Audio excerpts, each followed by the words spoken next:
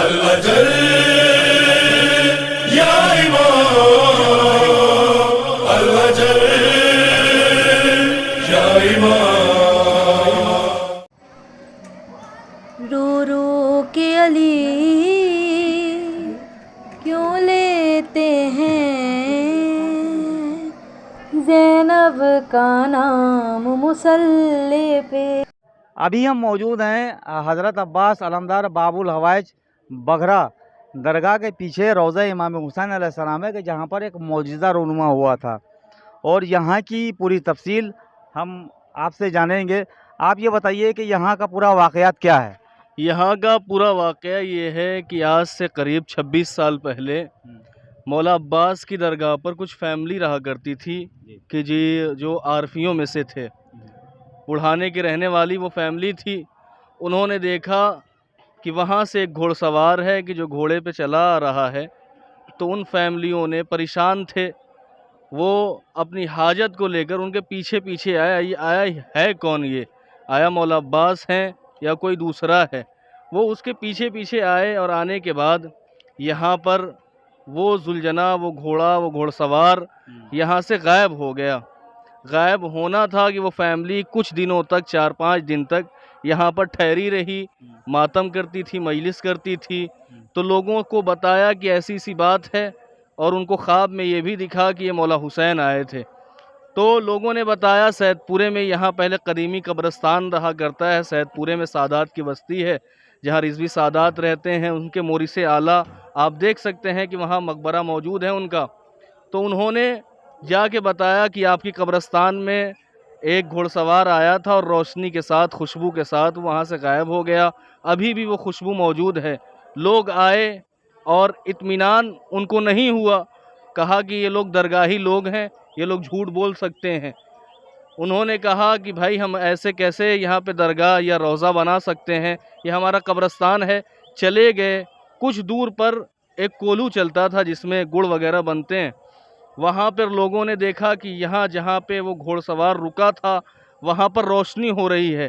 कई दिनों तक उन लोगों ने देखा और आपस ही में पैसा इकट्ठा किया और सादात के वहाँ गए। कहा कि भाई वहाँ पर रोज़ रोशनी मिलती है, हमें रोज़ रोशनी हम देखते हैं, ये पैसा लो। अहले हुनूद हजरात थे, हिंदू हजरात थे।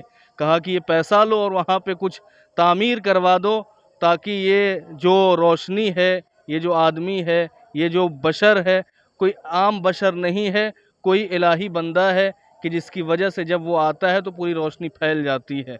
तो वो वहाँ पर उन्होंने पैसा दिया, पैसा उन्होंने लिया और कुछ पैसा अपना लगाया। तो आज से 5-7 साल पहले ये छोटा सा रोज़ा हुआ करता था। 5-7 साल के अंदर इसकी तामीर जिसे कहें हुई है। आपके सामने मौजूद है ये रोज़ा। देखिए, ये तो इन्होंने वाक़या बताया। अभी प्रेजेंट में मैं आपको बताता हूँ, ये हमारे साथ सरदार जी हैं और इनके बच्चे की कुछ आसेबी असरात हो गए थे और ये तमाम डॉक्टरों के यहाँ तमाम चेकअप कराने के बाद फिर यहाँ पर ये इन भाई साहब के साथ ये लेके आए इनको, और लाने के बाद अभी इनको कितने परसेंट इनके बच्चे को फ़ायदा हुआ इनसे बात करेंगे। सरदार जी ये बताइए, आप यहाँ पर कब आए? आज ही आए जी, पहली बार भाई साहब लेके आए। अच्छा, पहली बार आए तो आपके बच्चे की जो कंडीशन थी उसमें कितने परसेंट रिलीफ हुआ? जी जी 50% सुधार है जब से आए हैं यहाँ पे। जी जी जी। अब देखिए, सबसे बड़ी बात ये है, ये अरवाह मुक़द्दसा के रोज़े हैं और ये मौजूदाती मकाम है जहाँ पर मेडिकल साइंस हार जाती है, जहाँ पर मेडिकल साइंस की हदें ख़त्म हो जाती हैं, वहाँ से शुरू होते हैं आले मोहम्मद के मौजिज़ात और कमालात। ये साइंसदानों की कल भी समझ में नहीं आया था, आज भी नहीं आया और आगे आएगा भी नहीं, क्योंकि मौजिज़ात और कमालात वो हमारे अकायद से, हमारी शीयत से जुड़े हुए हैं।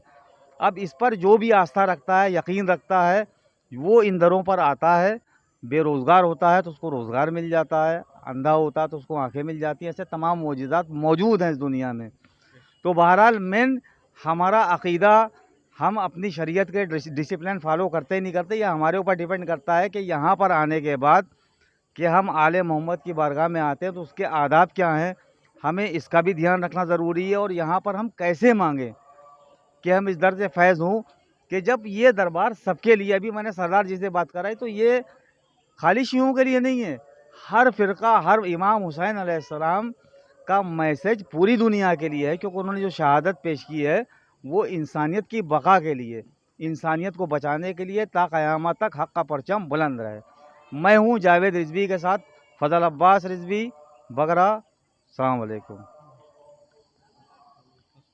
चीज़ और हम आपसे जानना चाहेंगे, जैसा कि हम देख रहे हैं वहाँ पर पब्लिक बहुत है, और ये भी इमाम हुसैन अलैहिस्सलाम का रोज़ा है, और यहाँ पर भी उस हिसाब से जिस तरह हमको यहाँ पर ज़ायरीन दिखना चाहिए नहीं दिख पा रहे हैं, इसकी सबसे बड़ी वजूहत क्या है?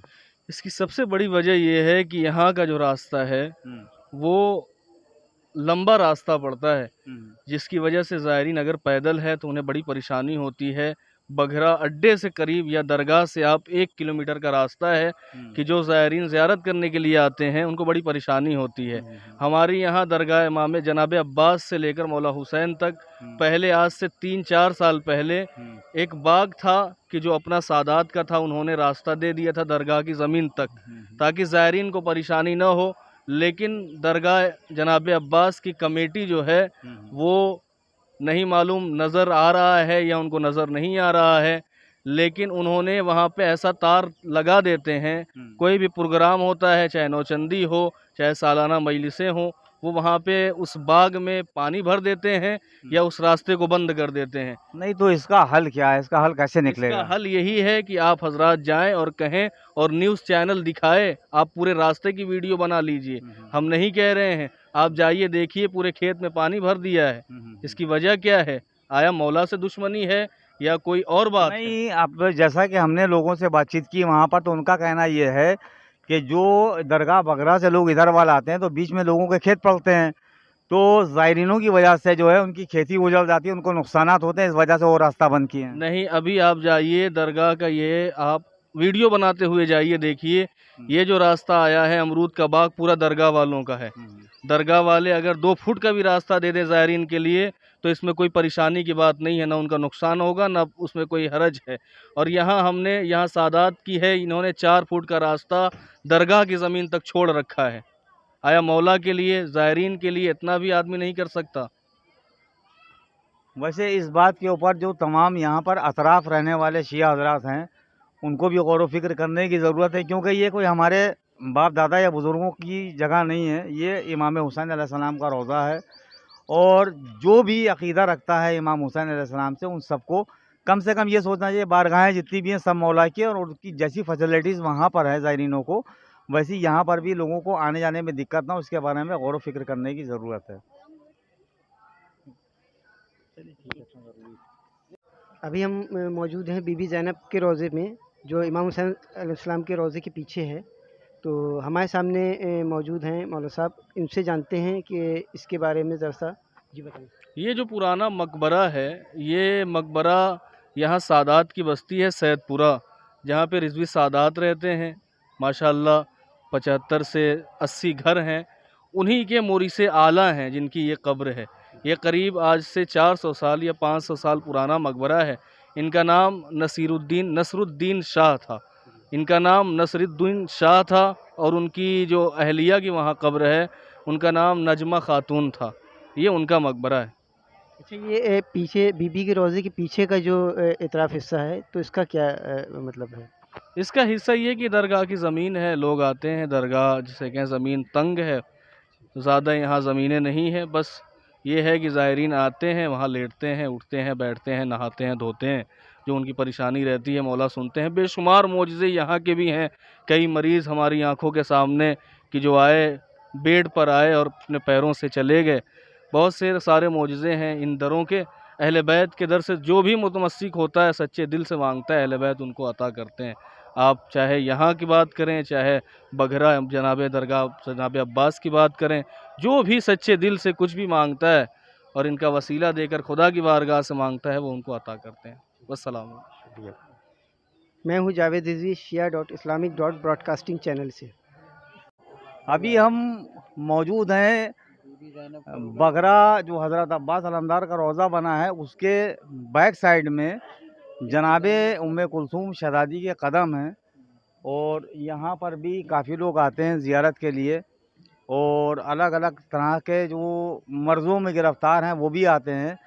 तो आज हमारे साथ सरदार जी हैं, इनसे हम बात करते हैं। सरदार जी, ये बताइए कि आप यहाँ पहली बार आए हैं या इससे पहले आ चुके हैं? सर नहीं, हम तो पहली बार आए हैं यहाँ पर जी। अच्छा, हाँ पहली जी, बार आए हैं। हम पहली बार आए। तो यहाँ पर किस चीज़ से सिर्फ दर्शन करने आए थे या कोई दर्शन प्रॉब्लम करने थी? की कह लीजिए, हमारे ये बच्चा जो हमारे गोदी में है, जी।